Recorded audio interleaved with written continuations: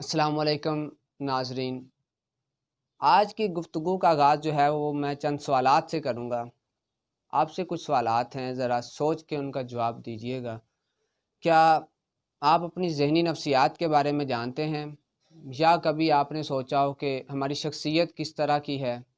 या हर बंदा सोचता है कि कोई बहुत जल्द गुस्से में आ जाता है, हाइपर हो जाता है, कोई बहुत ज़्यादा जज्बाती होता है, कोई बहुत ज़्यादा केयरिंग होता है। तो इन तमाम सवालात के जवाबात जो हैं वो आज हम इंशाल्लाह इस लेक्चर में सीखने की कोशिश करेंगे। मैं हूं हम्माद हादी और आज हम दो मेन चीज़ों पे बात करेंगे कि हमारी ज़हनी नफ्सियात क्या हैं और हमारी शख्सियत किस तरह की है। इन पैमानों पे हम अपने आप को परख सकेंगे और बेहतर ज़िंदगी गुजारने की तरफ ये एक अहम कदम होगा। सबसे पहले तो हम ये देखते हैं कि ज़हनी नफ्सियात क्या होती है। According to the Sigmund Freud, जो एक बहुत बड़े साइकोलॉजिस्ट गुजरे हैं, कहते हैं कि इंसानी ज़हनी नफ्सियात जो हैं वो तीन हिस्सों में तकसीम की जाती हैं। तीन हिस्सों में उन्होंने इसको तकसीम कर दिया। सबसे पहले आता है कॉन्शियस।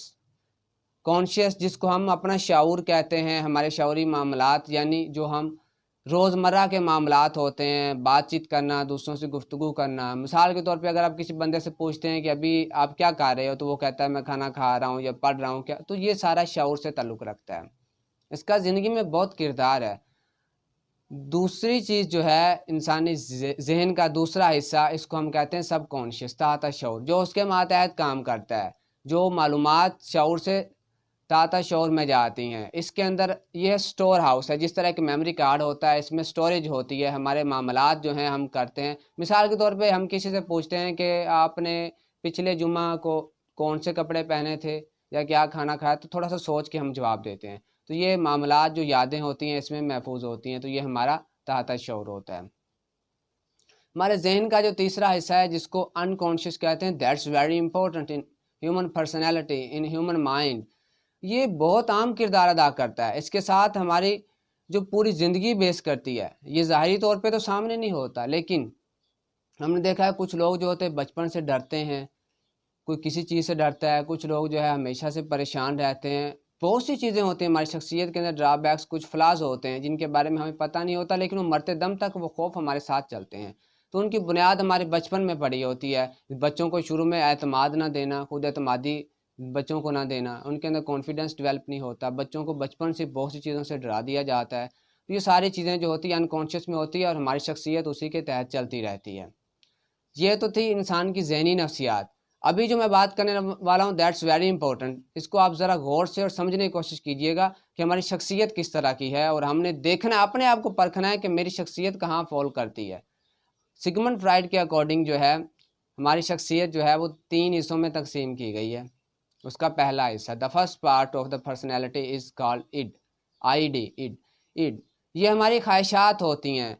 ये ऐसी ख्वाहिशात होती हैं कि जिसका मकसद सिर्फ ये होता है कि सरूर हासिल करना, अपनी ख्वाहिशात को पूरा करना। इसके अंदर कोई कानून नहीं होता, कोई कायदा कानून नहीं होता शख्सियत के हिस्से में। हम चाहते हैं कि बस जो सोचा वो फौरी तौर पे हमें मिल जाए, पूरा हो जाए। इसके अंदर कोई चेक एंड बैलेंस नहीं होता, कोई कानून नहीं होता। इसको कुरान पाक ने नफ्से अम्मारा के नाम से बयान किया है। यानी कि नफ्से अम्मारा जो है 13वें पारे की जो पहली आयत है, नफ्से अम्मारा जो है वो इंसान को बुराई पर उभारता है। तो उसके अंदर कोई कानून नहीं होता। मिसाल के तौर पे आपका कोई चीज़ खाने को दिल कर रहा है तो आप जाएंगे उससे उसे छीन के ले आएंगे। तो तमाम जानवर जो होते हैं ना वो इसी बेस पे होते हैं। उनका जिस चीज़ का दिल करता है वो एक चीज़ किसी एक जानवर के पास है, दूसरा जाता है उसको छीन लेता है। यानी कोई कानून नहीं होता। तो अक्सर लोगों की आदत जो होती है वो इड पे होती है, यानी जो जुराइम पेशा लोग होते हैं, जो उनका दिल करता है, कोई कानून नहीं होता, वो फॉलो ही नहीं करते, उनकी शख्सियत के अंदर है ही नहीं है, तो वो नफ्से अमारा पे चल रहे होते हैं। तो शख्सियत का जो दूसरा हिस्सा है, दूसरा पार्ट है, इसके अंदर आता है ईगो। ईगो जो है इसका मेन मकसद जो होता है वो नफ्स के बेलगाम घोड़े को, इड को लगाम देना होती है। हमारे जो जज्बात होते हैं इनको कंट्रोल करना सिखाना होता है। इसका काम होता है जहाँ पे कुछ बुरा काम हो तो उसको मलामत करना होता है। तो कुरान पाक ने इसको नफ्से लवामा के नाम से बयान किया है कि नफ्से लवामा जो है, जिसको ज़मीर की आवाज़ कहते हैं, वो हमें बुरे कामों से रोकती है। तो इसमें कवानीन होते हैं, कुछ हमारे मज़हब के होते हैं, दीन के होते हैं, सोसाइटी के होते हैं, तो हम बुरे कामों से रुकते रहते हैं। तो हमेशा जो इड और ईगो की आपस में जंग चलती रहती है। جس کی اڈ جو ہے، جس کی خواہشات برتری لے جاتی ہیں تو وہ برائی کے راستے کی اس کی دلدل میں دھنستا چلا جاتا ہے، اور جو ایگو جس کی قابو میں آ جاتی ہے، اڈ پہ قابو پا لیتی ہے، اپنی خواہشات پہ کنٹرول آنا شروع ہو جاتا ہے، تو پھر اس کی ترقی سپر ایگو کی طرف ہو جاتی ہے، جس کو قرآن پاک نے نفس مطمئنہ کا نام دیا ہے۔ اب نفس مطمئنہ جو ہے، اس کے میں کیا ہوتا ہے سپر ایگو کے اندر، یہ تمام معاملات کو خوش اسلوبی کے ساتھ اڈ اور ایگو کے درمیان جتنے بھی معاملات ہوتے ہیں، جو کلیش ہوتا ہے، اس کو آسان طریقے سے نبھانے میں کردار جو ہے، ثالثی کا کردار وہ سپر ایگو ادا کرتی ہے۔ تو پھر انسان کو نفس مطمئنہ مل جاتا ہے، اللہ تعالیٰ کی طرف سے عطا کر دیا جاتا ہے، اطمینان مل جاتا ہے کہ انسان ہر قسم کی پریشانیوں سے پاک ہو جاتا ہے، ڈپریشن سے نجات پا لیتا ہے۔ یہ تمام چیزیں جو ہیں، یہ ان کو سمجھنا بہت ضروری ہے کہ ہم اپنی شخصیت میں کہاں فال کر رہے ہیں، کہ کیا ہم اڈ پہ چل رہے ہیں، ایگو پہ چل رہے ہیں، یا ہم سپر ایگو پہ کام کر رہے ہیں، تو ہمیں دیکھنا چاہیے۔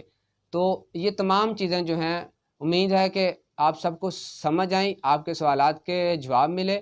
تو میں امید کرتا ہوں کہ اگلا لیکچر جو ہے وہ آپ اسی طرح سے توجہ سے سنیں گے، کہ جس میں ہم یہ ڈسکس کریں گے کہ ہم اپنی خواہشات جو ہیں، ایگو اور سپر ایگو کو کس طرح سے ہم اپنے کنٹرول میں لا سکتے ہیں، یا اگر ہماری جو شخصیت ہے وہ اڈ پہ ہے تو اس کو ایگو پہ کیسے لا سکتے ہیں، یا ہم اپنی خواہشات کو کس طرح سے مینیج کر سکتے ہیں۔ یہ تمام چیزیں جو ہوتی ہیں، ان کے بارے میں انشاءاللہ نیکسٹ لیکچر میں ہم ڈسکس کریں گے۔ تب تک کے لیے اپنے سوشل انسٹرکٹر حماد ہادی کو اجازت دیجیے۔ اللہ حافظ۔